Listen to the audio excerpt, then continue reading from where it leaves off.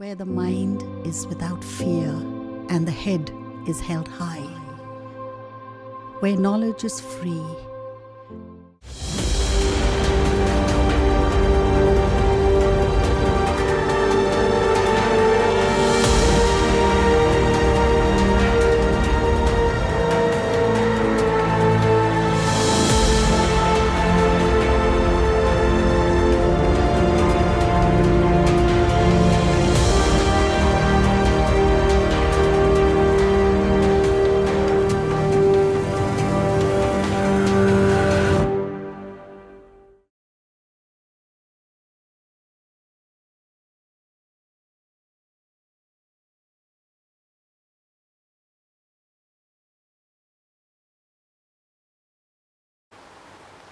Good morning class 9-এর ছাত্রছাত্রীদের মালদা জেলা অনলাইন শিক্ষায় স্বাগত জানাই।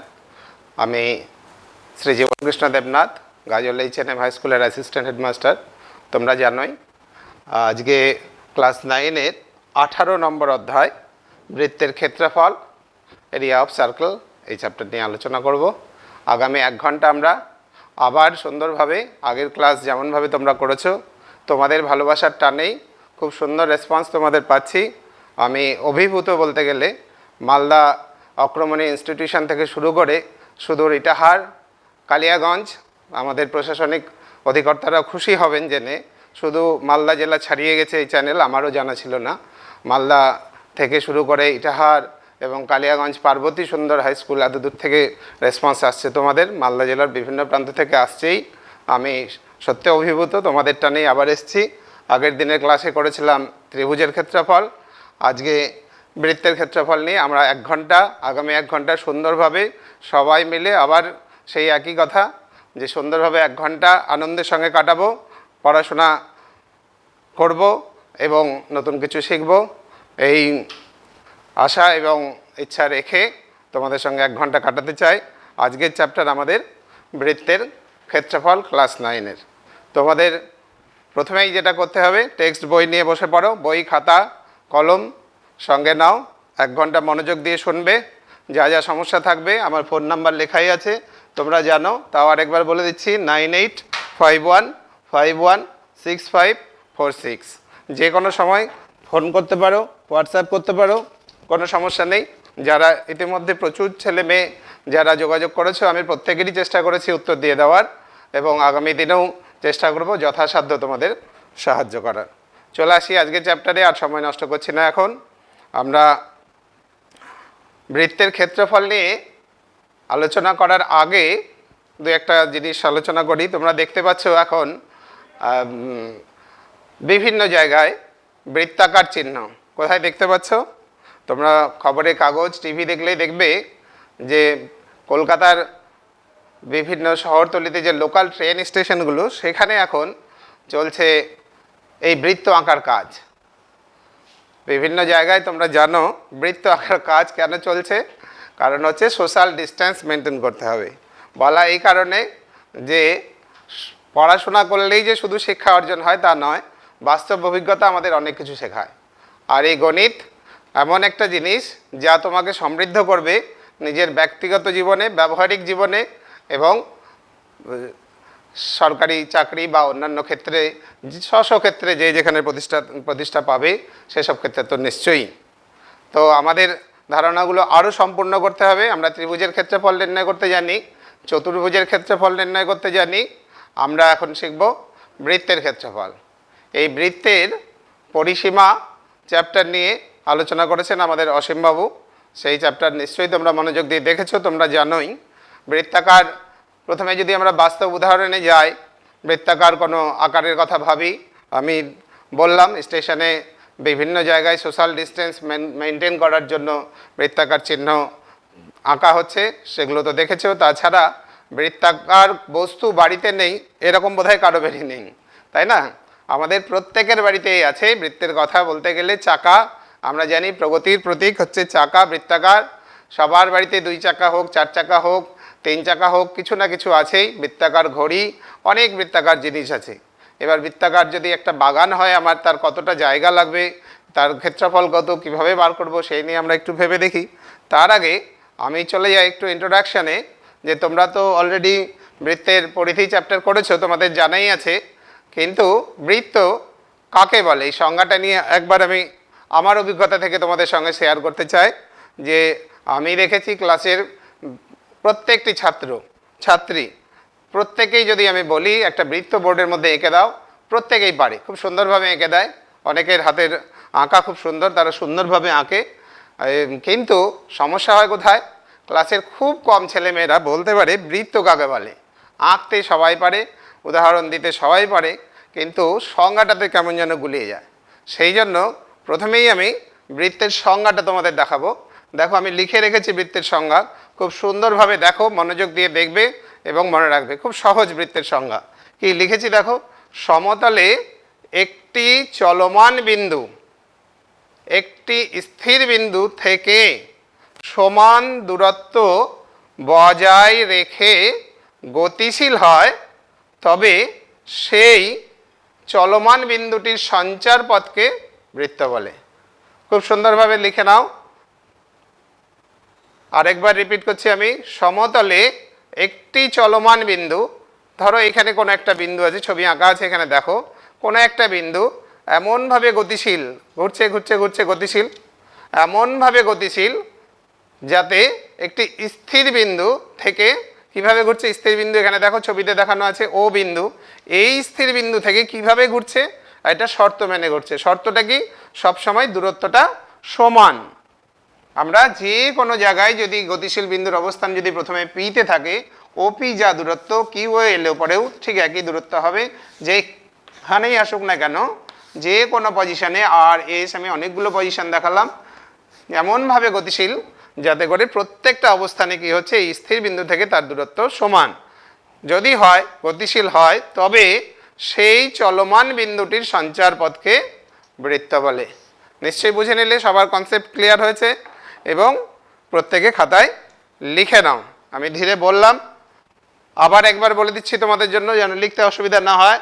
সমতলে একটি চলমান বিন্দু একটি স্থির বিন্দু থেকে সমান দূরত্ব বজায় রেখে যদি গতিশীল হয়, তবে সেই চলমান বিন্দুটির সঞ্চার পথকে বৃত্ত বলে। পরিষ্কার সবার কাছে? নিশ্চয়ই পরিষ্কার হচ্ছে। এবার আর কি, এই যে সমান দূরত্ব, এই সমান দূরত্বকে কি বলে জানা আছে তোমাদের। এই যে সমান দূরত্ব ও পি বা ও কিউ বা ও টি বা ও আর বা ও এস, যে কোনো দিকেই বলো না, প্রত্যেকটাই সমান। এই সমান দূরত্বকে বলা হয় বৃত্তের ব্যাসার্ধ। জানি আমরা সবাই, এই হলো বৃত্তের ব্যাসার্ধ।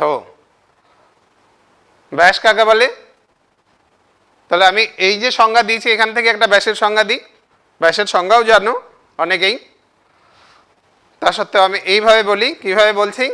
যে আমি যদি বলি যে বৃত্তের কেন্দ্রকে ভেদ করে যেসব রেখাংশ সঞ্চার পথ পর্যন্ত উভয় দিকে বিস্তৃত, তাকে বৃত্তের ব্যাস বলে। আমি আবার বলছি, বৃত্তের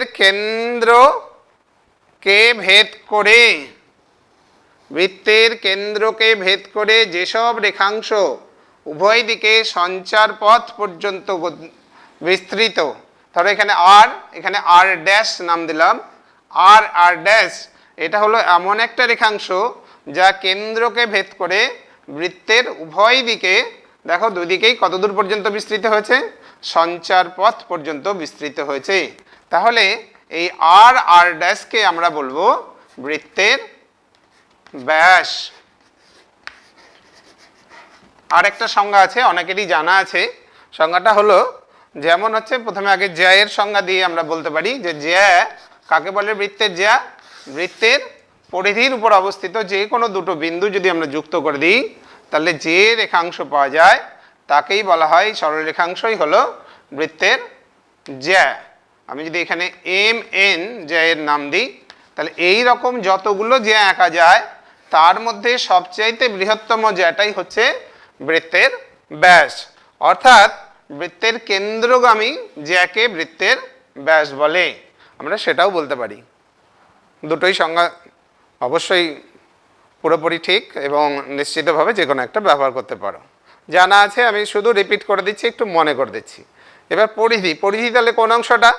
এই যে চলমান বিন্দুটা ছিল, এই পি বিন্দুটা যে চলমান ছিল, এই যে ঘুরছে, তোমরা পরিধি চ্যাপ্টারে করেছো, এই যে সঞ্চার পথ, এইটাকে বলা হয়, আমি দেখো আঁকছি বোর্ডের মধ্যেই, এই যে সঞ্চার পথ, আমার হাতটা যে হাতে ঘুরছে তাকে বলে বৃত্তের পরিধি। তোমরা আগের ক্লাসে অলরেডি করেছো। আমরা যখন এই ধরনের কোনো অঙ্কগুলো সমস্যা তোমরা সমাধান করেছো, যে ধরো একটা বৃত্তাকার বাগান আছে, তাকে বেড়া দিয়ে ঘিরতে হবে, কতটা বেড়া লাগবে, তখন আমরা এটাই বার করেছি, এটাই হচ্ছে বৃত্তের পরিধি। যে আয় বলে দিলাম, পরিধি বলে দিলাম, ব্যাস বলে দিলাম, ব্যাসার্ধ বলে দিলাম, আর দুই একটা শব্দ ব্যবহার করব, সেটা একটু আমরা বৃত্তের ক্ষেত্রফল আগে করে নিই, তারপরে আমরা যাব সেই রোধী চাপ, উপচাপ, এই বিষয়গুলোতে। এবার বৃত্তের ক্ষেত্রফল নির্ণয় করার আগে আমি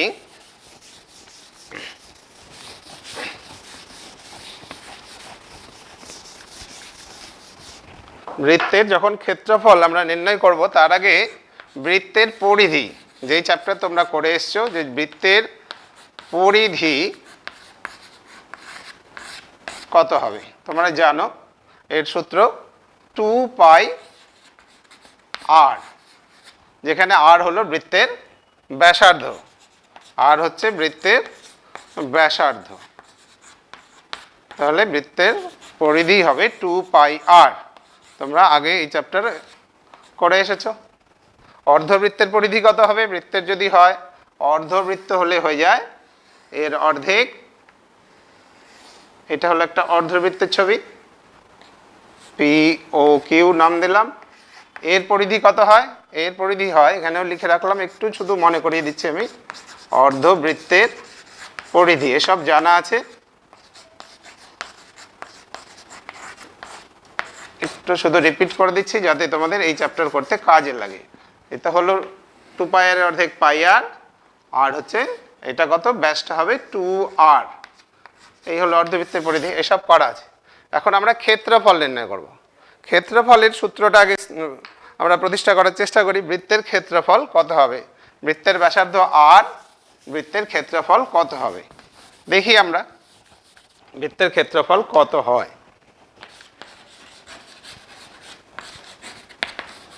আমাদের যে প্রাথমিক সূত্র, যে কোনো আয়তক্ষেত্রের ক্ষেত্রফল হচ্ছে দৈর্ঘ্য ইন্টু প্রস্থ। আমরা প্রথমেই করেছি, এটা জানি।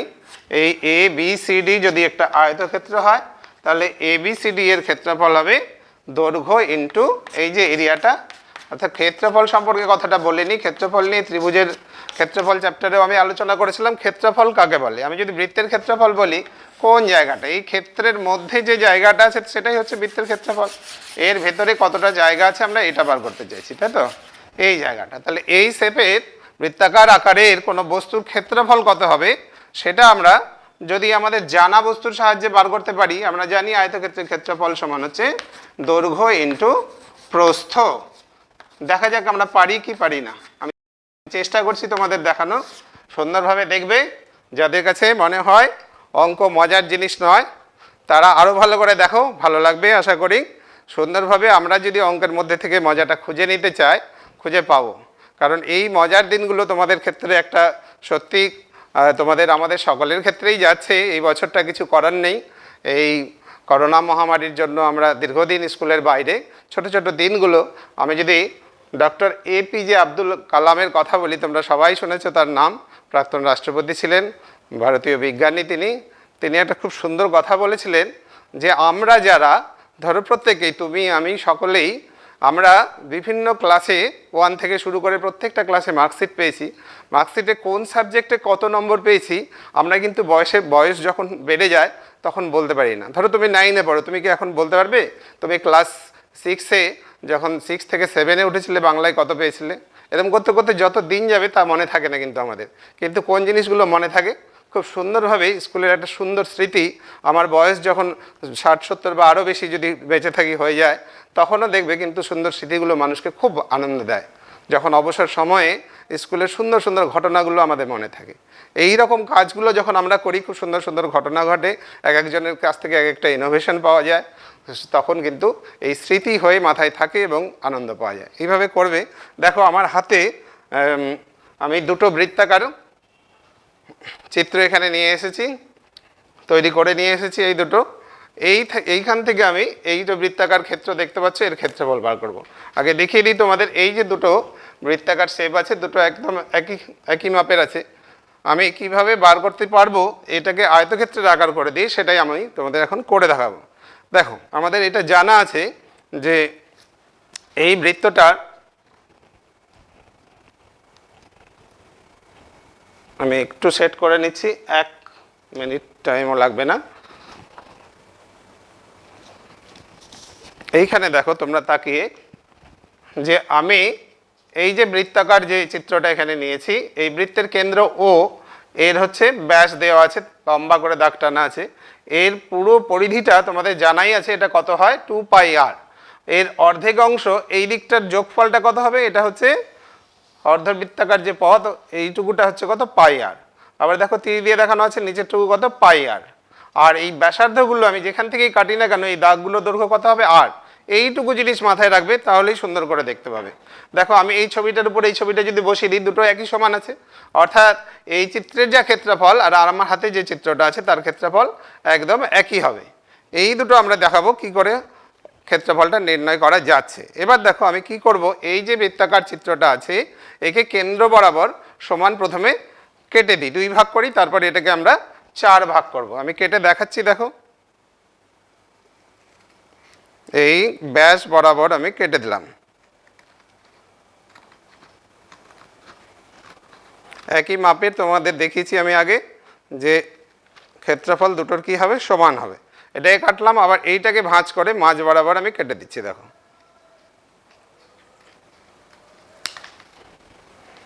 এক টুকরো হয়েছে,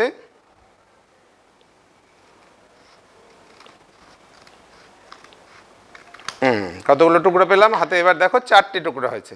এবার কি করবে, প্রত্যেকটাকে সমান ভাগে ভাঁজ করে দাও। আবার এখান থেকে দুটো হবে, তাকে আবার সমান ভাগে ভাগ করব, আবার 2 টুকরো করবো, এরকম করে 4 4-এ মোট আমরা 16টা টুকরো তৈরি করব।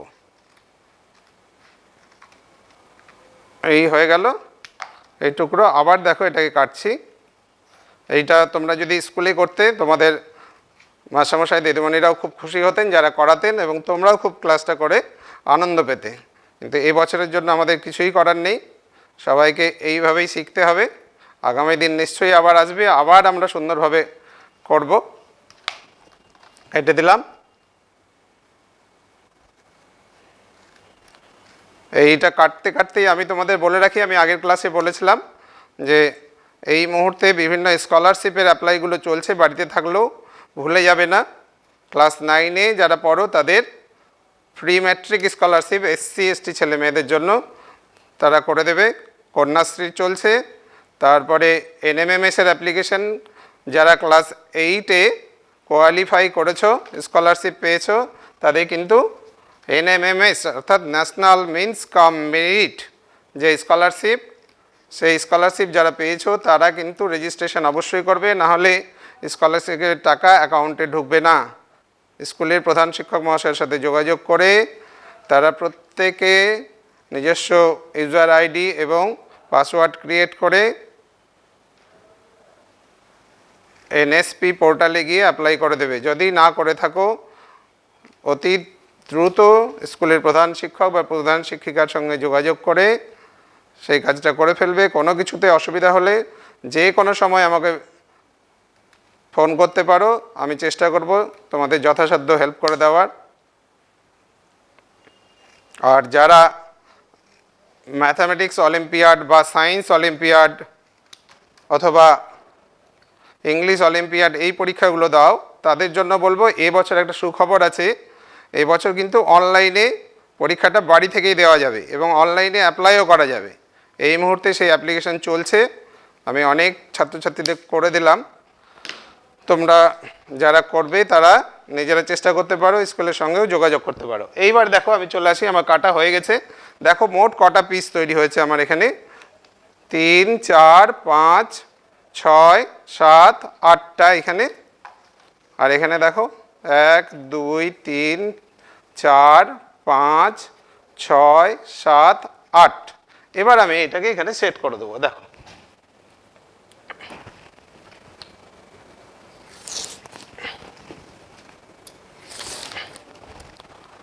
কিভাবে সেট করছি।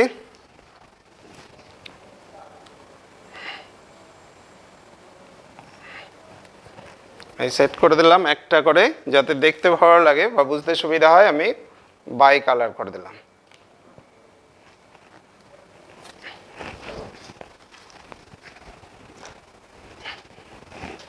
পরপর একটা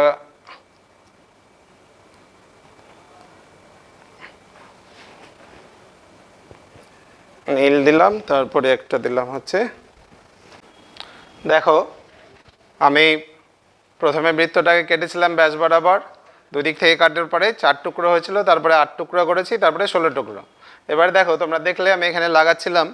প্রথমে একদিকে যে রং করা ছিল আমি দেখেছিলাম যে এই যে এখানে সবুজ রঙের বৃত্তটা দেখছো এইটা, এবং নীল এবং যে পিঙ্ক কালার আছে এই পিঙ্ক কালারের এবং ব্লু কালারের দিয়ে তৈরি যে বৃত্তটা, দুটোর ক্ষেত্রফল একই ছিল।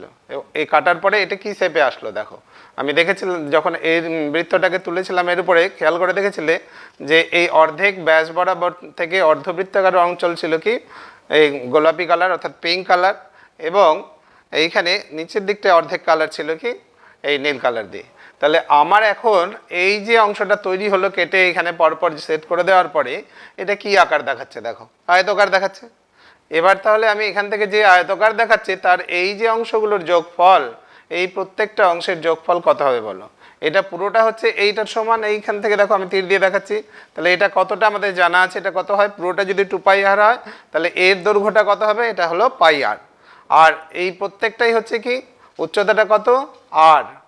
তাহলে এটা হলো এমন একটা আয়তক্ষেত্র যার দৈর্ঘ্য হচ্ছে πr এবং প্রস্থ হচ্ছে r। তাহলে সুতরাং আমরা বলতে পারি এই চিত্রটা যেটা তোমরা দেখতে পেলে তার ক্ষেত্রফল কত হবে। ছবির দিকে তাকাও, তাহলে এখন বোর্ডে তাকাও, তাহলে আমি লিখতে পারি দৈর্ঘ্য হচ্ছে πr গুণ হচ্ছে r, তাহলে সমান সমান কত হলো πr স্কয়ার। একক তো অবশ্যই থাকবে, বর্গ একক। তাহলে আমরা হাতে কলমে দেখতে পেলাম, আশা করি সবার ভালো লেগেছে। একদম হাতে কলমে নিজেদের জানা পদ্ধতিতে আমরা তৈরি করে দেখাতে পারলাম যে যে কোনো বৃত্তাকার ক্ষেত্রের ক্ষেত্রফল কত হয় πr স্কয়ার। এই যে আয়তক্ষেত্রটা তোমরা দেখলে, একটা কথা বলে দিচ্ছি আমি, একটু খেয়াল করো, আমি এটাকে কত পিস করেছিলাম, 16 পিস করেছিলাম। একটু বাঁকা বাঁকা লাগছে মনে হচ্ছে, এইটাকে আমরা যত বেশি সংখ্যক বার কাটবো তত ভালো আয়তক্ষেত্র দেখাবে।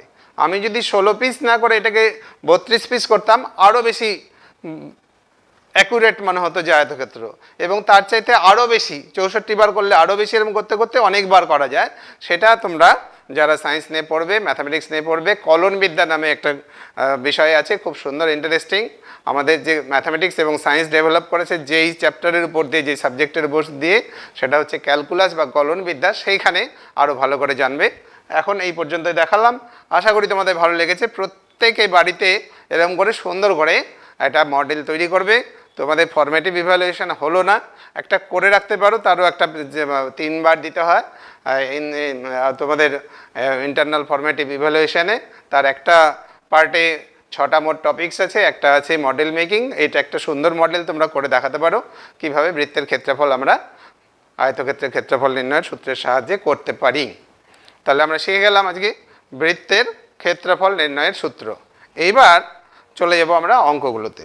যাওয়ার আগে তাহলে বৃত্তের ক্ষেত্রফল আমরা জানলাম কত, জানলাম হচ্ছে πr স্কয়ার। যাওয়ার আগে আমি যে কথাটা বলছিলাম যে পাই এর মান কত আমরা সবাই জানি। পাই নিয়ে একটু কথা বলি। পাই, এই যে লিখেছি পাই, আমরা কি জানি পাই, তাই তো?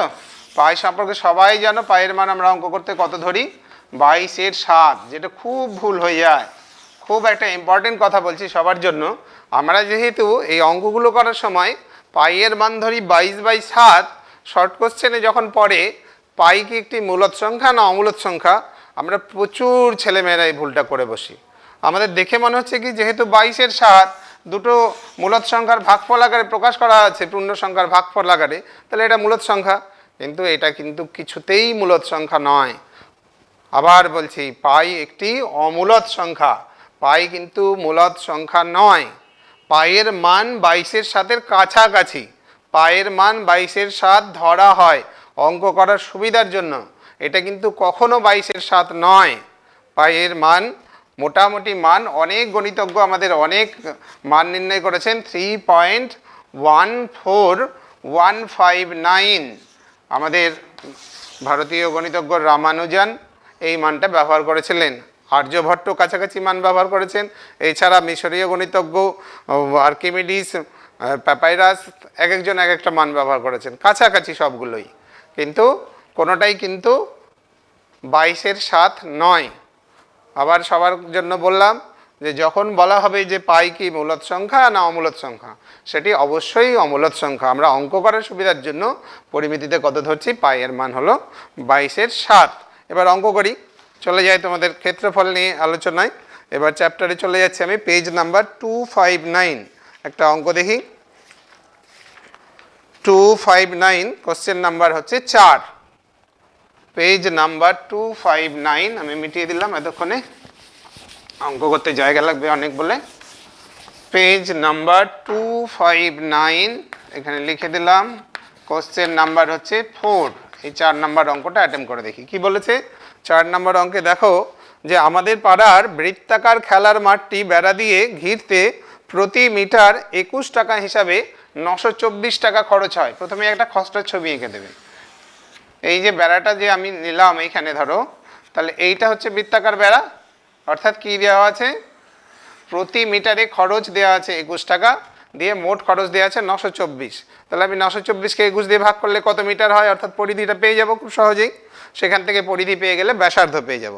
তারপরে কি বলেছে, এই মাঠটি ত্রিপল দিয়ে ঢেকে দেওয়ার জন্য কত বর্গমিটার ত্রিপল কিনতে হবে। তাহলে আমি যদি এর ক্ষেত্রফলটা বার করে দিতে পারি, যখন আমি আর এর মান পেয়ে যাব তখন পাই আর স্কোয়ার পেয়ে যাব, তাহলে ক্ষেত্রফল বেরিয়ে যাবে, খুব সহজ। তাহলে আমরা প্রথমে ধরে নিই, মনে করি বৃত্তাকার মাঠটির ব্যাসার্ধ, বৃত্তাকার মাঠটির ব্যাসার্ধ আর মিটার দেওয়া আছে, তাহলে মিটারে ধরলাম। অবশ্যই কি হবে, আর গ্রেটার দেন 0, যেহেতু বাস্তব রাশি, তাই তো। এবার কি হবে, তাহলে যখনই ব্যাসার্ধ ধরলাম আর, অতএব মাঠটির পরিধি হবে কত, 2 পাই আর মিটার। সবাই নিশ্চয়ই খাতা কলম নিয়ে আসো, করে ফেলো। এবার কি বলা আছে যে প্রতি মিটারে খরচ হচ্ছে কত টাকা, 21 টাকা। তাহলে প্রতি মিটার 21 টাকা হিসাবে 21 টাকা হিসাবে বেড়া দিতে খরচ হবে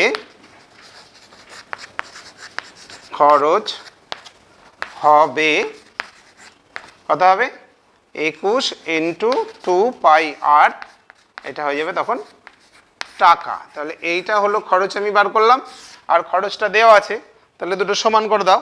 তাহলে আমরা লিখতে পারি, অতএব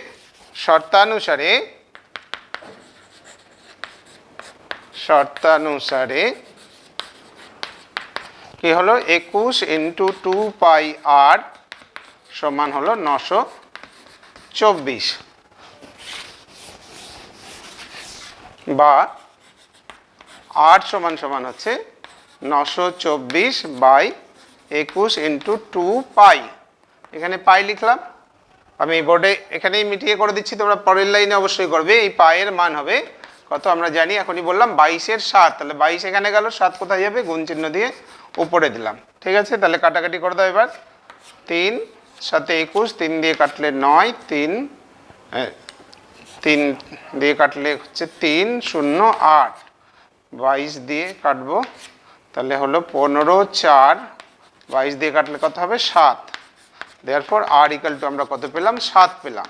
যেই 7 পেয়ে গেলাম, ক্ষেত্রফল পেয়ে যাব।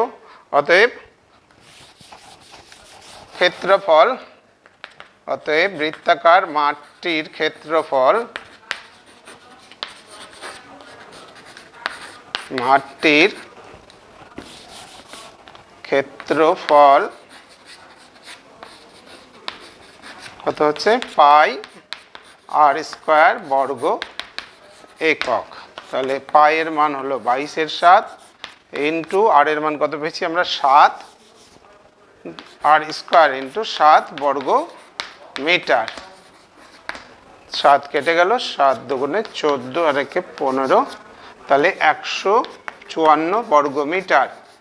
এটাতে নিচে একটা উত্তর লিখে দেবে, যেহেতু ভাষাটা ব্যবহার করেছে আমি লিখলাম না, আর উত্তর কথা হবে 154 বর্গ মিটার। শুধুমাত্র লিখবে যে ভাষায় বলা আছে যে মাঠটি ত্রিপাল দিয়ে ঘিরতে কত বর্গ মিটার ত্রিপাল লাগবে, যে ভাষায় আছে সে ভাষায় লিখবে। সুতরাং মাঠটি ত্রিপাল দিয়ে ঘিরতে 154 বর্গ মিটার ত্রিপাল লাগবে। এবার চলে যাই পরে আরেকটা অঙ্কে।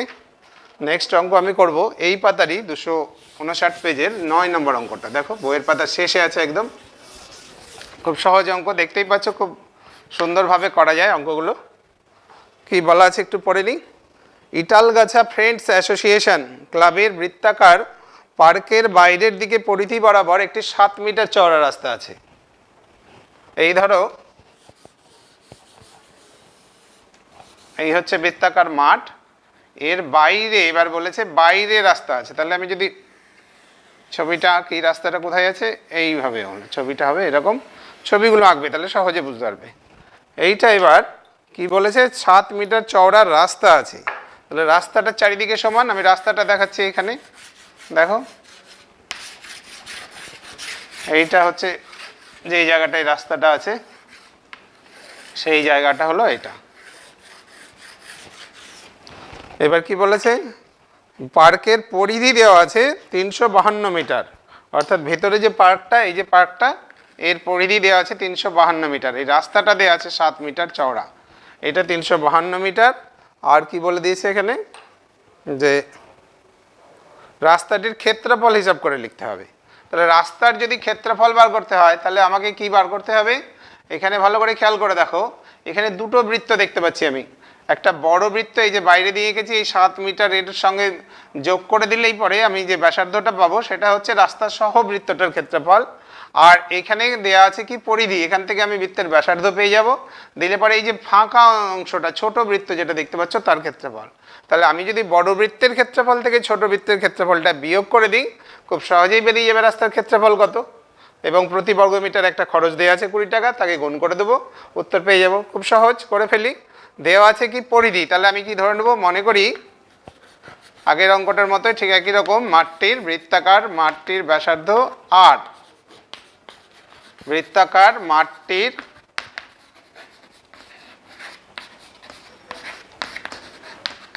ব্যাসার্ধ আর, অতএব পরিধি হলো 2πr।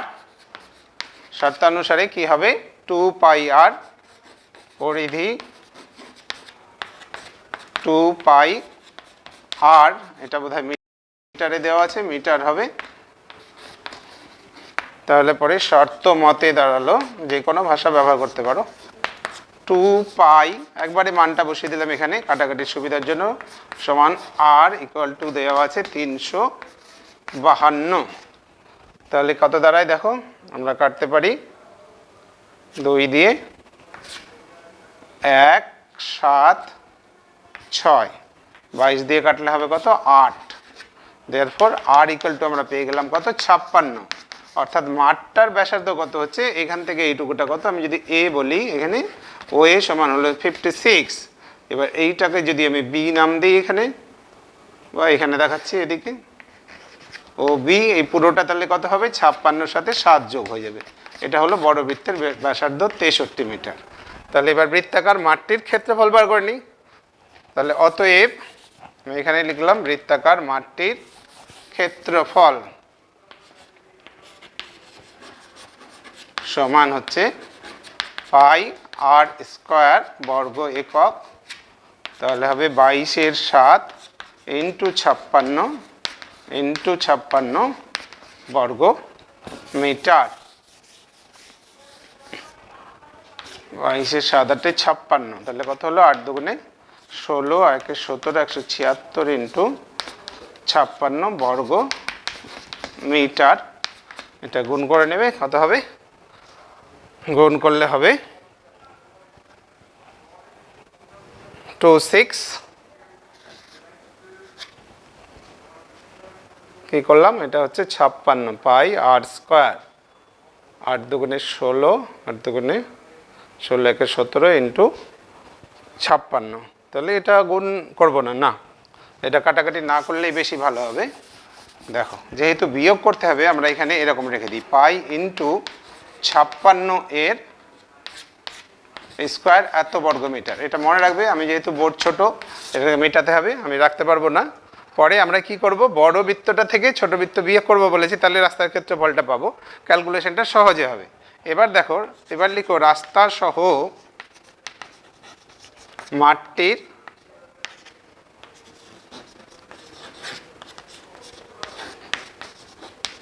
ব্যাসার্ধ, এটা করে দেখাবে একটু, সমান হলো 56 যোগ হচ্ছে 7 মিটার সমান 63 মিটার। তাহলে রাস্তা সহ মাঠটির ক্ষেত্রফল কত হবে? ক্ষেত্রফল হয়ে গেল পাই ইন্টু 63 এর স্কোয়ার এত বর্গ মিটার। শুরুতেই আমি বুঝিয়ে দিয়েছি যে বড় বৃত্তের ক্ষেত্রফল থেকে ছোটটা বিয়োগ দেবো, রাস্তা পেয়ে যাব। তাহলে অতএব শুধু রাস্তার ক্ষেত্রফল উপরে লিখছি, দেখো, অতএব রাস্তার ক্ষেত্রফল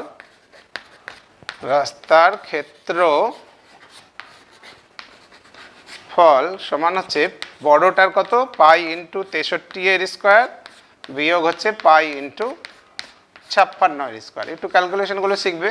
দেখো এটা করলাম না কেন, রেখে দিলাম যে আমি এইখানে সূত্র প্রয়োগ করে বার করবো, তাহলে সহজে হবে। পাই কমন যাচ্ছে, আর এখানে সূত্র পড়ে যাবে কি, 63 স্কোয়ার মাইনাস 56 এর স্কোয়ার, মানে এ স্কোয়ার মাইনাস বি স্কোয়ারের সূত্র প্রয়োগ করে দেবো, এ প্লাস বি, 63 প্লাস 56 কত হচ্ছে, 6 3 9 আর 6 5 11 ইন্টু এ মাইনাস বি, তাহলে কত হলো 7 এত বর্গ মিটার। পায়ের মান এখানে বসিয়ে দিতে পারো, পায়ের মান কত হচ্ছে 22/7, বা পরের লাইনে তোমরা বসাবে 7 দিয়ে কেটে দিলে, তাহলে 22কে 119 দিয়ে গুণ করলে পরে হবে 2618 বর্গ মিটার। তাহলে রাস্তার ক্ষেত্রফল কত, আমরা একটা উত্তর অলরেডি পেয়ে গেলাম। রাস্তার ক্ষেত্রফল হচ্ছে 2618 বর্গ মিটার। এইবার কি বলা আছে দেখো শেষে, যে প্রতি বর্গ মিটারে 20 টাকা হিসাবে কত টাকা খরচ হবে, তাহলে 20 দিয়ে গুণ করে দাও। তাহলে প্রতি বর্গ মিটারে মিটিয়ে দিলাম। সুতরাং শেষে আরেকটা উত্তরের জন্য লিখছি, প্রতি বর্গ মিটারে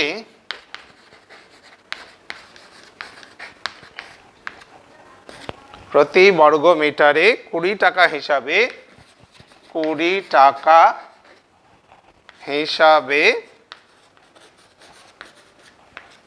প্রতি বর্গ মিটারে 20 টাকা হিসাবে রাস্তাটি বাঁধাতে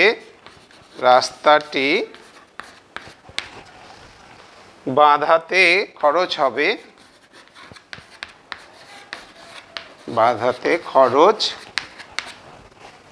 হবে,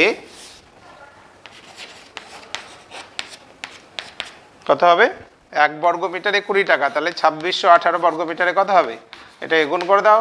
তাহলে কত হলো, 0 8 দুগুণে 16, 2 একে 2 আর একে 3, 6 দুগুণে 12, 2 দুগুণে 4 একে 5, 52,360 টাকা। এটা হলো একটা উত্তর।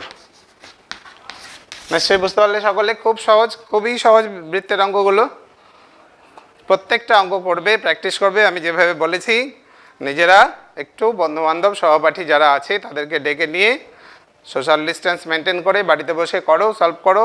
অন্য অঙ্কগুলো সমাধান করা অত্যন্ত সহজ হবে, কোনো সমস্যা নেই। যদি সমস্যা হয়, আমি তো বলেছি তোমরা রেসপন্স করছো, খুব ভালো লাগছে আমার, যে তোমাদের রেসপন্স পেয়ে আমি সত্যিই অভিভূত, এবং আমি চেষ্টা করছি সমাধান করে দেওয়ার, সকলের যে কোনো সময় আমি তোমাদের সমাধান করে দেওয়ার চেষ্টা করব। আমি ছাড়াও টেলিক্লাস চলছে, সরকারিভাবে চলছে, যেখানে সেই টেলিক্লাসে তোমরা ফোন করতে পারো টোল ফ্রি নাম্বারে, সেখান থেকেও সমস্যার সমাধান পেয়ে যাবে, কিন্তু করতে হবে, এবং বন্ধুবান্ধব সকলকে নিয়ে চলতে হবে। এবং সহজ কঠিন, একটু কঠিন বলবো না, যেগুলো আমাদের মনে হয় যে একটু ভারী অঙ্ক সময় লাগবে, একটু বুঝতে হবে। অঙ্ক শেখাই আমাদের সেই জন্য, প্রত্যেকটা বিষয়কে অ্যানালাইসিস করা, প্রত্যেকটা বিষয়কে আমাদের অঙ্কও কী করে, আমাদের নিজস্ব ব্যক্তিগত জীবনযাত্রাকে সমৃদ্ধ করে। কিভাবে করে আমি একটু যদি এক্সাম্পল দিয়ে বলি তোমরা বুঝতে পারবে। ধরো একজন মানুষ, যে কেউ পড়াশোনা জানুক বা না জানুক, তোমার অঙ্ক ভালো লাগে না কিন্তু তুমি অঙ্ক পারো। তুমি হয়তো ভাববে যে স্যার কীভাবে বলছেন। আমি বলছি দেখো, তুমি মনে করো তোমার দুপুর এখন বা যে কোনো দিন ছুটির দিন 2টো থেকে টিউশনি আছে, তুমি টিউশনি পড়তে যাবে। তাহলে তুমি কি ভাবলে, তোমাকে কিন্তু প্রথম থেকে তুমি একটা ক্যালকুলেশন অঙ্ক করতে শুরু করবে। কি করবে, তোমার বাড়ি থেকে তোমার স্যার বা ম্যাডামের বাড়ি হয়তো সাইকেল নিয়ে যেতে তোমার 10 মিনিট বা 15 মিনিট লাগে। তাহলে তুমি কি করবে, তুমি ঠিক আন্দাজ করে 2টোর সময় টিউশনি থাকলে তুমি এমনভাবে পৌঁছাবে, এমন সময়টা নির্ধারণ করবে যে আমি যেন ঠিক পড়া শুরু হওয়ার 5 মিনিট আগে পৌঁছাতে পারি।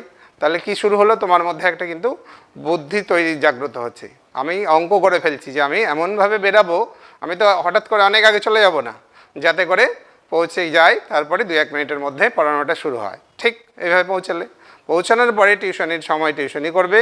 তারপরে হয়তো বাড়ি থেকে ভাবলে যে 2 ঘন্টা পড়ার পরে আমার যে সময়টা হবে তখন বিকেল হয়ে যাবে, ওয়েদার হয়তো তখনও রৌদ্রেরই থাকবে, তাই তো, অথবা বৃষ্টি আসতে পারে, তাহলে সঙ্গে আমাকে একটা ছাতা নিয়ে যেতে হবে, সেটাও একটা ক্যালকুলেশনের মধ্যে থাকলো।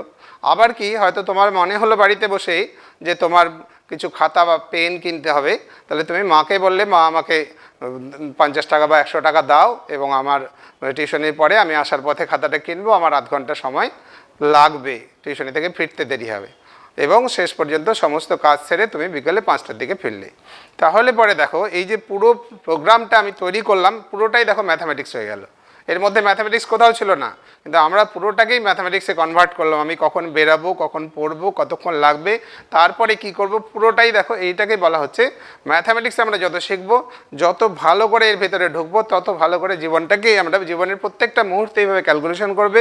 সমস্যা আসবে, আপস অ্যান্ড ডাউনস আসে না জীবনে, এরকম কেউ নেই, কখনো ভালো যাবে, কখনো একটু খারাপ যাবে। এই সমস্যাকে আমরা যদি গণিতের মতো করে সমাধান করার চেষ্টা করি, দেখবে সমস্ত সমাধান থেকে বেরিয়ে আসবে। গণিত ভালো করে শেখো, দেখবে বুদ্ধি সব সময় তোমার মাথায় আসবে। এবার চলে আসি, একটু পরের অঙ্কে যাব আমি, তার আগে বৃত্তচাপ একটা শব্দ বুঝিয়ে নিই, জানো তোমরা, তাও একটু দেখিয়ে নিচ্ছি আমি। বৃত্তচাপ, বৃত্তচাপ, বৃত্তচাপ কাকে বলে? এই হচ্ছে একটা বৃত্ত, আমি যদি এইখানে রেখাটা নিই এ বি, এই এ বি হলো একটা যে সরলরৈখিক পথে যে দূরত্ব, কিন্তু আমি যদি এই বক্ররৈখিক দূরত্বটা নিই, এইটা হচ্ছে পরিধির উপরে যে কোনো বিন্দু দুটির যে এই যে দূরত্ব, সে তাকে বলা হচ্ছে একটা বৃত্তচাপ। আমি এখানে আরেকটা নাম দিয়ে দিলাম পি, দেখতে পাচ্ছ ছবিতে, এ পি বি হলো একটা বৃত্তচাপ।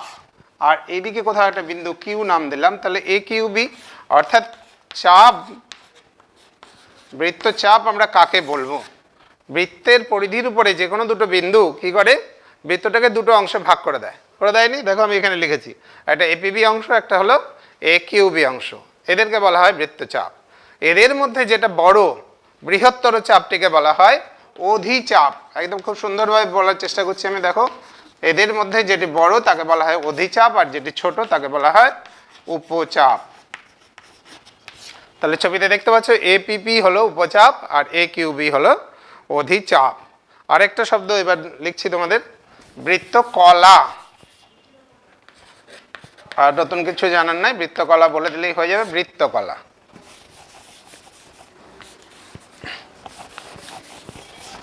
বাজারে দেখবে অনেক সময় আমরা যখন বৃত্ত বলবো না, গোলক আকারের বস্তু, ক্লাস 10-এ গিয়ে তোমরা করবে, তরমুজ আমরা যখন কিনতে যাই, তরমুজ, ওয়াটারমেলন, অনেক সময় বাইরে থেকে দেখে বোঝা যায় না তরমুজটা লাল হবে কিনা, অনেকেই বলেন, বা দোকানদাররা কেটে দেখান, দেখবে একটা অংশ বার করে নেয়, কেটে বাইরে বার করে দেখায় লাল হয়ে গেছে। তো এইরকমই একটা জিনিস আমরা ভাববো বৃত্তকলা।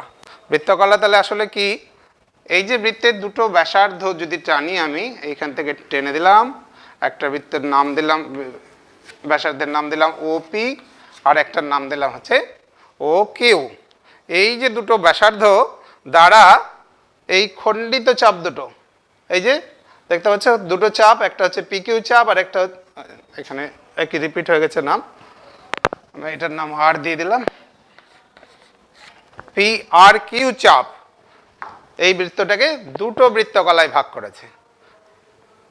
ভালো করে আবার বলছি যে কোনো দুটো ব্যাসার্ধ, এটা ওপি আর একটা হলো ও কিউ, এই ব্যাসার্ধদ্বয় এই বৃত্তচাপ দিয়ে বৃত্তটাকে দুটো খণ্ডে ভাগ করেছে। এই দুটো খণ্ডকে বলা হয় বৃত্তকলা, দুটোই আলাদা আলাদা বৃত্তকলা। ঠিক আগের মতো বলবো, এখনই যেভাবে আমি অধিচাপ এবং উপচাপ বোঝালাম, যে বড়টিকে আমরা বলবো অধিবৃত্তকলা, এই যে বড়টা দেখতে পাচ্ছ এটা হচ্ছে অধিবৃত্তকলা, আর ছোটটাকে বলবো আমরা উপবৃত্তকলা। অঙ্ক যখন করব তখন আমি তোমাদের একটু শুধু এখানে বলে দিচ্ছি কিভাবে বৃত্তকলার এই অঞ্চলে কতটা জায়গা আছে বার করব। আমরা যদি দেখি যে একটা বৃত্তের ক্ষেত্রফল কত জানি, যে 2 পাই আর স্কোয়ার, তাহলে এই পাই আর স্কোয়ার যদি হয়, একটা অর্ধবৃত্তাকার বৃত্তকলার কথা যদি ভাবি, তাহলে এইটা হচ্ছে অর্ধবৃত্তাকার বৃত্তকলা, তাহলে এই জায়গাটার ক্ষেত্রফল কত হবে? আমি যদি কোণের হিসাবে ভাবি, এটা কত ডিগ্রি কোণ করছে? 180 ডিগ্রি কোণ। তাহলে পুরোটার জন্য কত কোণ হয়েছিল? 180 মিলে হচ্ছে 180, আর 180 মিলে হলো 360 ডিগ্রি। তাহলে 360 ডিগ্রি কলা যখন তৈরি হয় তখন কত ডিগ্রি, কত ক্ষেত্রফল হয়? পাই আর স্কোয়ার। আর যখন 180 ডিগ্রি হবে, আমরা ঐকিক নিয়মে করতে পারি, তাহলে কত হবে? 180 degree by 360 degree into pi r square. অর্থাৎ এক্স ডিগ্রি কোণ দ্বারা ধৃত যে কোনো বৃত্তকলার ক্ষেত্রফল কত হবে? এখানে 180 ডিগ্রি না হয় যদি এক্স ডিগ্রি হতো, তাহলে এখানে হবে x degree by 360 degree into pi r square. আমরা যখন অঙ্কগুলো করব ঠিক এই সূত্র প্রয়োগ করব। সূত্র ঠিক বলা যাবে না, এটা কনসেপ্ট থেকে করলেই হয়ে যাবে। দেখি আমি একটা অঙ্ক করে দিচ্ছি, তোমাদের মাথায় ঢোকে কিনা। ঢুকবে নিশ্চয়ই। 17 নম্বর অঙ্কটাই চলে যায়। 17-এর 1 নম্বরে দেখো একটা কলা বার করতে বলেছে। 17-এর 1, 17-এর 1 নম্বর অঙ্ক কি দেওয়া আছে দেখো, একটা ছবি এঁকে দেওয়া আছে 1 নম্বরে। একটা সমকোণী সমদ্বিবাহু ত্রিভুজ এঁকে দেওয়া আছে, এই অঞ্চলটার ক্ষেত্রফল বার করতে বলা আছে। নাম দেওয়া আছে এ ও বি, ও বি, এটা দিয়েছে 12, এটাও দিয়েছে 12। এবার বলেছে যে কোনটাও বলে দেওয়া আছে 90 ডিগ্রি, অর্থাৎ সমকোণী ত্রিভুজ। এখান থেকে কি বার করতে হবে? অঞ্চলের রেখাঙ্কিত অঞ্চলের পরিসীমা ও ক্ষেত্রফল। এই যে রেখাঙ্কিত অঞ্চলটা আছে এর পরিসীমা, পরিসীমা বার করতে গেলে আমার কি দরকার হচ্ছে? আমার দরকার হচ্ছে এই অঞ্চলটা কতটা, আর আমার দরকার হচ্ছে এ বিটা কতটা। প্রথমে এ বিটা বার করে দিই। আমরা দেখতে পাচ্ছি ত্রিভুজ এ ও বি কি ত্রিভুজ? সমকোণী। সমকোণী ত্রিভুজ হলে কার কথা মনে পড়ে আমাদের? পিথাগোরাসের সূত্র। পিথাগোরাসের সূত্র থেকে আমরা কি পাই? আমি তাড়াতাড়ি করছি, খুব বেশি লিখছি না এটাতে। পিথাগোরাসের সূত্র অনুসারে আমরা লিখতে পারি, কি জানি আমরা? যে কোনো সমকোণী ত্রিভুজের ক্ষেত্রে পিথাগোরাসের সূত্র লম্ব স্কোয়ার প্লাস ভূমি স্কোয়ার সমান হচ্ছে অতিভুজ স্কোয়ার। তাহলে এ বি স্কোয়ার সমান হবে root over A B square সমান হলো 12 স্কোয়ার প্লাস 12 এর স্কোয়ার। তাহলে এ বি সমান কত হবে? রুট ওভার 144 ইন্টু 2, মানে 2 ইন্টু 12 ইন্টু 12 লিখতে পারি। তাহলে আমরা কত পেলাম? 12 রুট 2। এই রুট 2 এর মান যদি এখানে বসিয়ে দাও, কত? 12 রুট 2 এর পৌনঃপুনিক মান হচ্ছে 1.414 প্রায়। এইটা যদি আমরা বার করতে চাই তাহলে কত দাঁড়াবে? এর মান দাঁড়াবে হচ্ছে 1.414 দিয়ে যদি গুণ করে দাও তাহলে হবে 16.97 প্রায়, কিন্তু এটা পুরোপুরি মান নয়। এটা হলো এ বি এর মান। এবার আমরা বার করব কি? এ বি বৃত্তচাপের দৈর্ঘ্য কত? এটা তো বার করলাম সরাসরি, রেখাংশটার দৈর্ঘ্য কত? এ বিটা বেরোলো। এবার এ বি বৃত্তচাপ এর দৈর্ঘ্য কত? অর্থাৎ ছবিতে দেখাতে চাইছি আমি, কোনটা বার করতে চাইছি আমরা? এইটা, চাপটার দৈর্ঘ্য কত, এটা বার করব। একটু খেয়াল করে দেখো এটা কত হবে। আমি যদি এটাকে দিয়ে এই ছবিটা পূর্ণ করার চেষ্টা করি তাহলে কি দাঁড়াবে? এই যে বৃত্তটা হলো, এই বৃত্তচাপটা কেন্দ্রে কত ডিগ্রি কোণ দ্বারা ধৃত হয়ে আছে? 90 ডিগ্রি। তাহলে একটু আগে দেখালাম 60 ডিগ্রি কোণ দিয়ে যদি হয় তাহলে তার ক্ষেত্রফল কত হয়? পাই আর স্কোয়ার। তাহলে এখানে 1 ডিগ্রি হলে কত হবে? পাই আর স্কোয়ার বাই 360 ডিগ্রি। তাহলে 90 ডিগ্রি হলে কত হবে? অতএব 90 ডিগ্রি কোণ দ্বারা ধৃত হবে চাপের দৈর্ঘ্য হবে 90 ডিগ্রি বাই, এই ক্ষেত্রফলটা বেরিয়ে যাবে এরকম করে। যদি আমরা বার করতে চাই তাহলে এর দৈর্ঘ্য হবে ক্ষেত্রফলে আগে যাব না, আগে পরিসীমাটা বার করব। আমি একটু ক্ষেত্রফলে চলে যাচ্ছিলাম, আমি করে দেখিয়ে রাখছি, এত করে দিচ্ছি। এটা যখন ক্ষেত্রফল বার করতে বলেছে এই অঞ্চলটার, এটা কি বলেছে ক্ষেত্রফল ও পরিসীমা, আগে পরিসীমাটা বার করে দিই তারপরে ক্ষেত্রফলটা দিয়ে যাচ্ছি। এখান থেকে আমরা আসব, এই বক্র যে চাপটা এসিবি চাপ, এই চাপের দৈর্ঘ্য কত হবে। ঠিক যেখানে ছিলাম এখান থেকে দেখি, আমরা যখন পুরোটা নিচ্ছি তখন এটা কত হচ্ছে 2πr, এবং যখন 90 ডিগ্রি কোণ হচ্ছে তাহলে কি হবে 1/4 হবে। তাহলে এসিবি বা এবি চাপের দৈর্ঘ্য কার 1/4 হবে, চাপের দৈর্ঘ্য হবে, ভালো করে বুঝবে, চাপের দৈর্ঘ্য বার করছি। পুরোটা যদি হতো তাহলে কত হতো 2πr হতো। তাহলে পরে এই অংশে কতটুকু আছে 1/4 আছে। আমি যখন কেটেছিলাম তখন দেখেছিলাম 4 ভাগ হয়েছিল, তাহলে এর 1/4 ইন্টু 2πr হবে। তাহলে কত হলো 1/4 ইন্টু 2 ইন্টু 22/7 ইন্টু আর এর মান কত পেয়েছিলাম, আর এর মান বার করেছিলাম আমরা কত, একটু আগে বার করেছি, আর এর মান পেয়েছি কত, এটা 12, এদিকেও 12, এদিকেও 12, তাহলে এত মিটার। কাটাকাটি করে নিলে এটা হবে 2, এটা হবে 11, 11 ইন্টু 12 132/7। এটাকে যদি দশমিকে নিয়ে যাও তাহলে এটা দাঁড়াবে প্রায় 18.86 মিটার। কিসে দেওয়া আছে একক, এগুলো সব সেমিতে দেওয়া আছে। তাহলে এটা হলো সেমি, সেমি, এটা সেমি, এটা সেমি। তাহলে পরে এর মোট পরিসীমা কত হবে, এর মোট পরিসীমা হচ্ছে রেখাঙ্কিত অঞ্চলের পরিসীমা এবি প্লাস এবি চাপের দৈর্ঘ্য, এই দুটো যোগ করলে হয়ে যাবে। এবি কত পেয়েছি আমরা 16.97 প্রায়, আর এবি বৃত্তচাপের দৈর্ঘ্য পেলাম 18.86 প্রায়। এই দুটো যোগ করে দেবে, যোগ করে দিলে কত পাবো, 13, 8, 9, 17, 18, 8, 14, 15, 2, 3, এত সেন্টিমিটার প্রায় কথাটা লিখে দেবে। তাহলে আমরা একটা বক্ররেখার কি বার করতে পারলাম, আমরা পরিধির দৈর্ঘ্য কত সেটা বার করতে পারলাম। এরপরে বলেছে এর ক্ষেত্রফল কত, এর ক্ষেত্রফল আমি একটু আগে করে দেখেছি, আর পরে দেখাচ্ছি না। এইটা কি হলো, পুরো বৃত্তটার, এই যে বৃত্ত 12 সেমি ব্যাসার্ধ দৈর্ঘ্য, তার ক্ষেত্রফলের কত হবে 1/4, যেহেতু 90 ডিগ্রি কোণ, তাহলে 1/4 ইন্টু πr স্কোয়ার, পাই মানে কত 22/7, আর স্কোয়ার, আর মানে কত 12 ইন্টু 12। এটা কাটাকাটি করে নেবে, এটাই হচ্ছে এই অঞ্চলটার ক্ষেত্রফল পুরোটার। ভালো করে খেয়াল রাখো, এটা হলো পুরোটার ক্ষেত্রফল। করে নেওয়ার পরে আমরা কি করব, এটা যখন পেলাম 1/4, এটা আমরা পাচ্ছি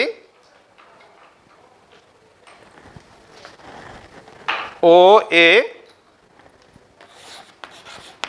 C, O A C B, ও অঞ্চলের পুরোটার ক্ষেত্রফল হচ্ছে 1/4 পাই ইন্টু 12 ইন্টু 12।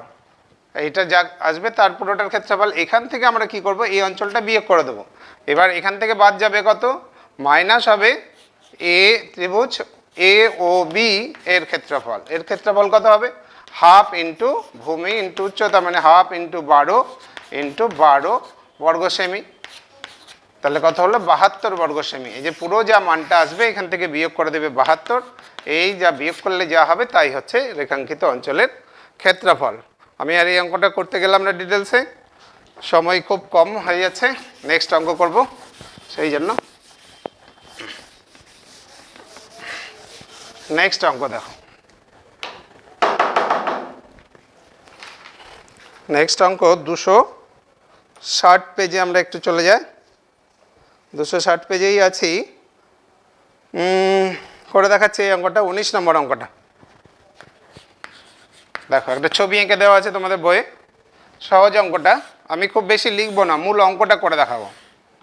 একটা সমবাহু ত্রিভুজ এ বি সি নেওয়া আছে, যাদের প্রত্যেকটা বাহু বলে দিয়েছে 10 সেন্টিমিটার করে। এ বি সি বিন্দুকে কেন্দ্র করে, প্রত্যেকটাকে বিন্দুকে কেন্দ্র করে 5 সেমি ব্যাসার্ধের একটা করে চাপ, বৃত্তচাপ আঁকা আছে 5 সেমি। তাহলে বুঝতেই পারছো এটা মধ্যবিন্দুতে যাবে, সবগুলো মোটামুটি করে নিলাম। এই রকম 5 সেমি, এই রকম, আবার এই রকম। এবার দিয়ে বলা হয়েছে যে এই মাঝখানের যে অঞ্চলটা, এর ক্ষেত্রফল কত। এই যে তিনটে দিয়ে দেখতে পাচ্ছ, মাঝখানে যে অঞ্চলটা তার ক্ষেত্রফল কত। তাহলে আমরা কি করব অঙ্কটাতে, আমরা প্রথমে ত্রিভুজ এবিসি এর ক্ষেত্রফল বার করি। এবিসি সমবাহু ত্রিভুজ, তাহলে এবিসি এর ক্ষেত্রফল কত হবে?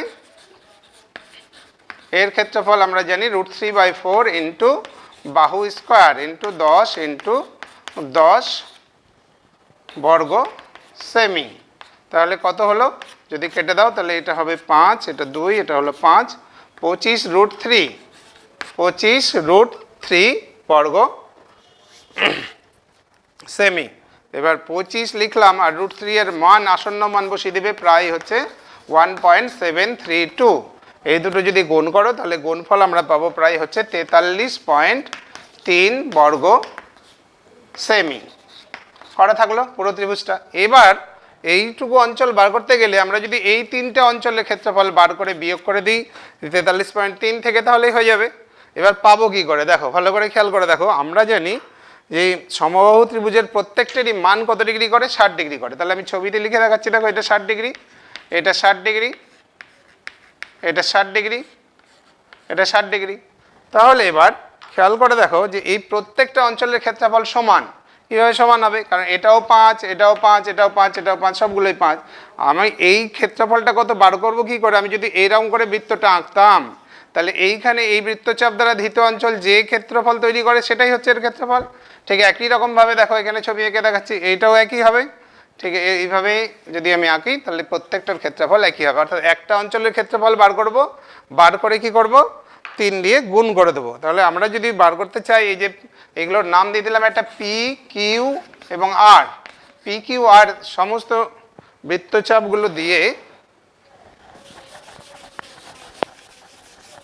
এটা মনে রাখতে হবে। 43.3 বার করে রেখেছি আমি, সবগুলোই লিখে দিলাম কি কি আছে। পি, কিউ, কিউ আর ও আর পি এই বৃত্তচাপগুলি দ্বারা ধৃত অঞ্চলের ক্ষেত্রফল, চাপগুলি দ্বারা ধৃত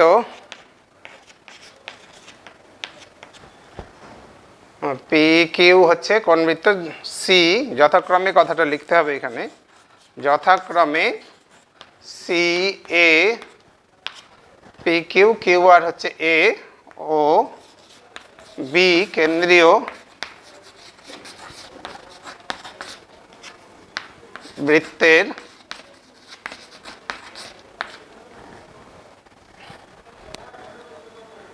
দ্বারা ধৃত শব্দটা এখানে ব্যবহার করো, তাহলে সুবিধা হবে। দ্বারা ধৃত অঞ্চলের ক্ষেত্রফল একবারে করে দিচ্ছি। কত হবে দেখো, 3 দিয়ে প্রথমে গুণ করে দেবো, যেহেতু তিনটেই সমান। দিয়ে একটা অঞ্চলের ক্ষেত্রফল কত হবে এখনই বলেছি আমি, যে প্রত্যেকটাই হচ্ছে 60 ডিগ্রি কোণ তৈরি করে। তাহলে প্রথমে 3 দিয়ে গুণ করলাম। আগে দেখালাম যে 60 ডিগ্রি দিয়ে যদি 90 ডিগ্রি হয় তাহলে 90 ডিগ্রি বাই 360 ডিগ্রি। তাহলে এখানে হচ্ছে কত? 60 ডিগ্রি বাই কত লিখবো? 360 degree into 60 degree by 360 degree into pi r square. Pi মানে হলো 22/7 আর স্কোয়ার। বৃত্তের ব্যাসার্ধ কত হচ্ছে খেয়াল করে দেখতে হবে। এখানে বৃত্তের ব্যাসার্ধ হচ্ছে 5। প্রত্যেকটা ক্ষেত্রে দেখো এটা কত? 5, এটা কত? 5 বলেই দিয়েছে। তাহলে এটা হলো 5 ইন্টু 5।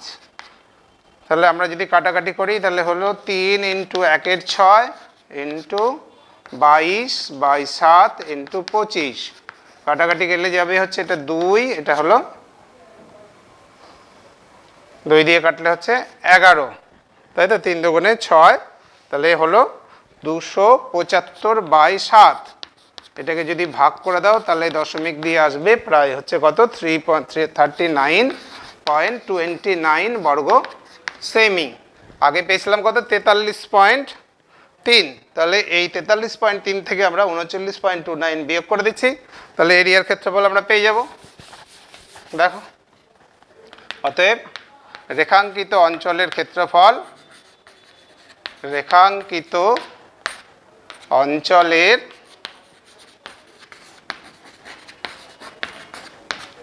ক্ষেত্রফল সমান হচ্ছে 43.3 বিয়োগ কত পেলাম? 39.29। 4.29 বর্গ সেমি, 4.01 বর্গ সেমি। এটাই হলো এর উত্তর। আশা করি বুঝতে পেরেছো, সুন্দর লাগছে, কোথাও অসুবিধা থাকার কথা নয়।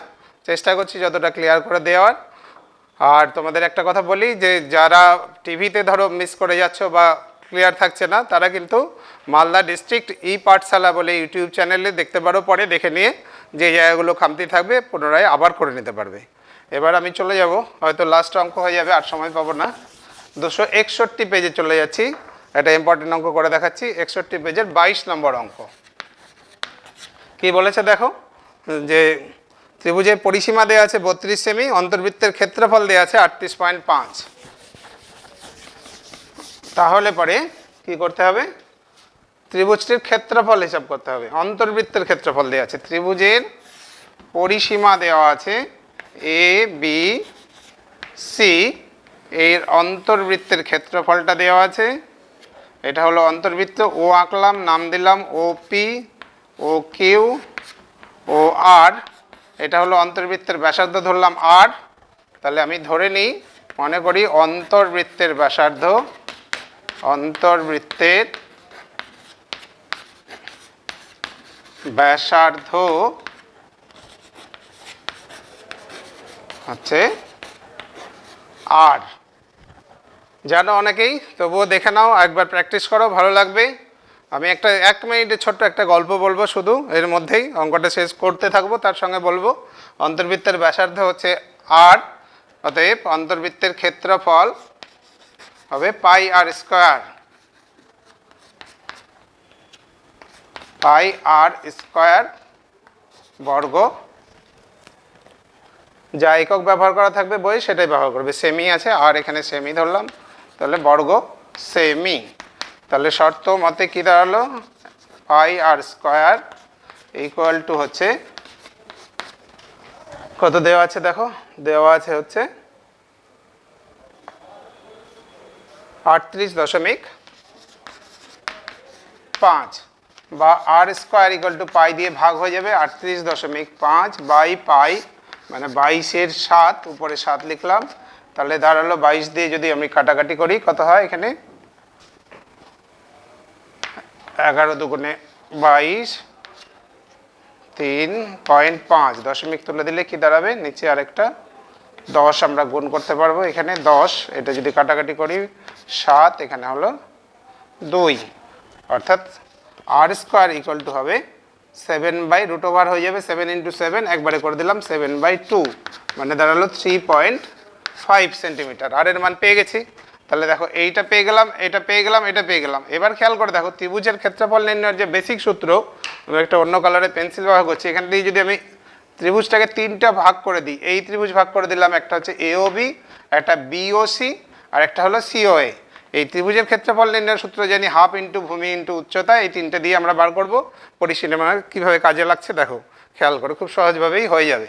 তাহলে আমি এই ত্রিভুজটাকে ভাগ করে দিচ্ছি, জানা থাকলো আমার আর এর মান পেয়ে গেছি কত, 3.5, অর্থাৎ এটাও 3.5 সেন্টিমিটার, এটাও 3.5, এটাও 3.5 সেন্টিমিটার।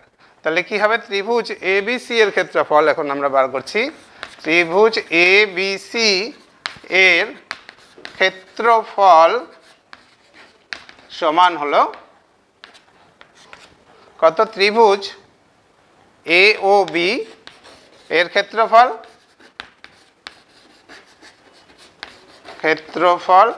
প্লাস, আমি প্লাস দিয়ে লিখছি, এ ও বির পরে হচ্ছে বিওসি এর ক্ষেত্রফল, প্লাস হচ্ছে ত্রিভুজ সিওএ এর ক্ষেত্রফল।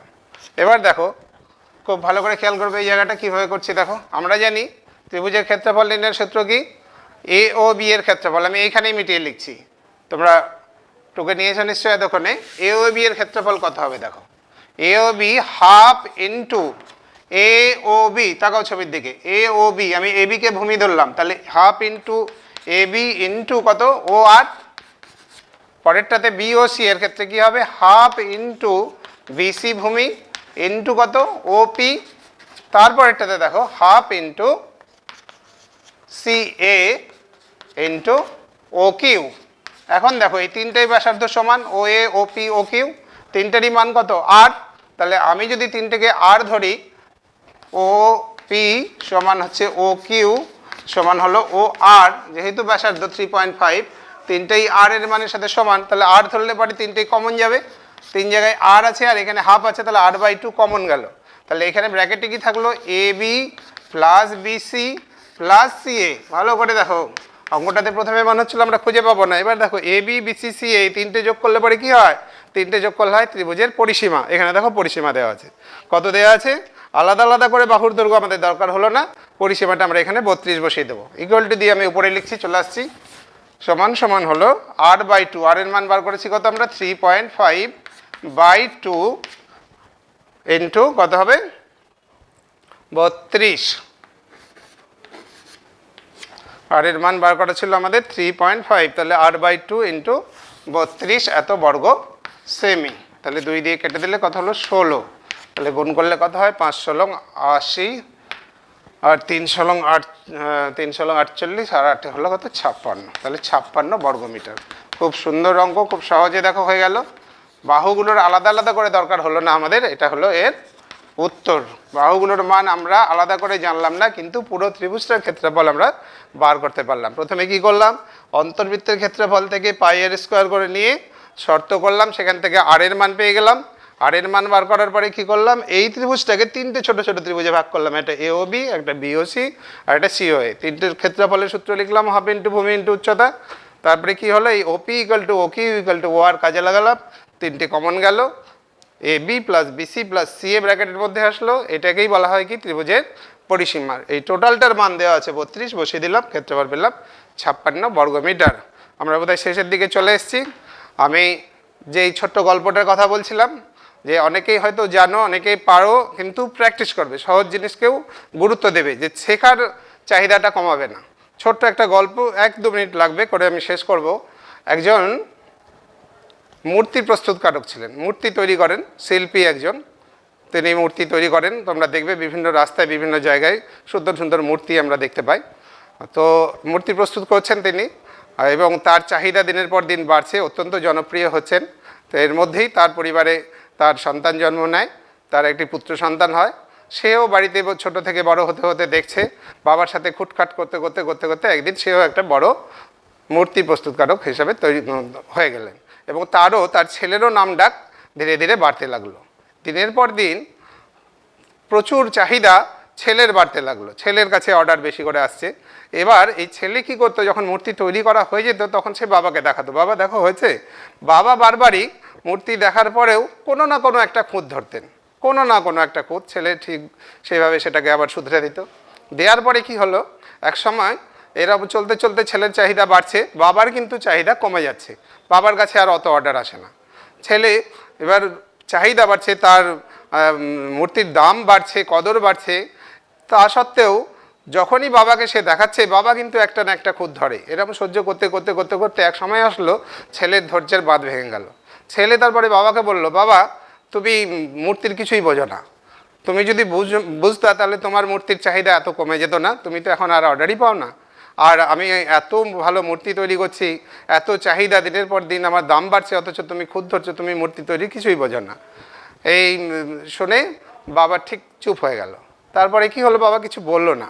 তারপরে ছেলেটি যথারীতি মূর্তি তৈরি করে যাচ্ছে। এরকম চলতে চলতে কি দেখা গেল, যে ধীরে ধীরে মূর্তির চাহিদা, ছেলের যে মূর্তি তৈরির চাহিদা ধীরে ধীরে ধীরে ধীরে কমে যাচ্ছে, কমতে কমতে কমতে কমতে একেবারে তলানিতে যখন এসে ঠুকলো, ছেলের ধৈর্যের বাঁধ কিন্তু ভেঙে গেল। তখন ছেলে বাবার কাছে গেল, আবার বাবাকে গিয়ে বলল, বাবা আমার এই অবস্থা হয়েছে, এখন তো আর কোনো অর্ডারই পাচ্ছি না, কি হলো? বাবা শুনে একটু হাসলেন। তখন ছেলে বলল, বাবা তোমার দিকে দেখে মনে হচ্ছে তুমি বোধহয় আগে থেকেই জানতে যে এরকম একটা আমার অবস্থা হবে। বলে, হ্যাঁ জানতাম। বলে, তাহলে তুমি বলোনি কেন? বলে, আমারও তো একই রকম অবস্থা হয়েছিল, এক সময় আমিও আমার বাবাকে এই কথাটা বলেছিলাম, এবং আমারও অবস্থা এই হয়েছিল, বাবা বলা বন্ধ করে দিয়েছিল। আর আমি যদি তখন বলতাম, তোমার কথাটা বিশ্বাস হতো না।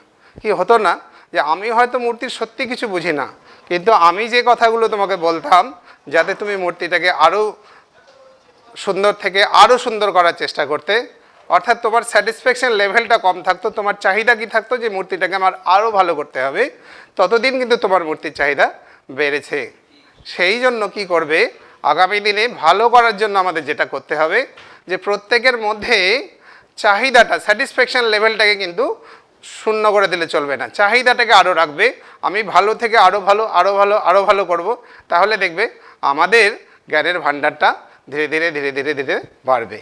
আজকে এই ছোট্ট গল্প বললাম, সবাই যারা জানো তারা আবার প্র্যাকটিস করো, যারা অঙ্কগুলো করে নিয়েছো শোনো, ক্লাসগুলো করো, প্র্যাকটিস করো, কাজে লাগবে, দেখবে জীবনে অবশ্যই সাফল্য আসবে, সর্বক্ষেত্রে সফল হও, এই আশা রেখে আজকে শেষ করলাম। আবার আসবো পরের ক্লাসে।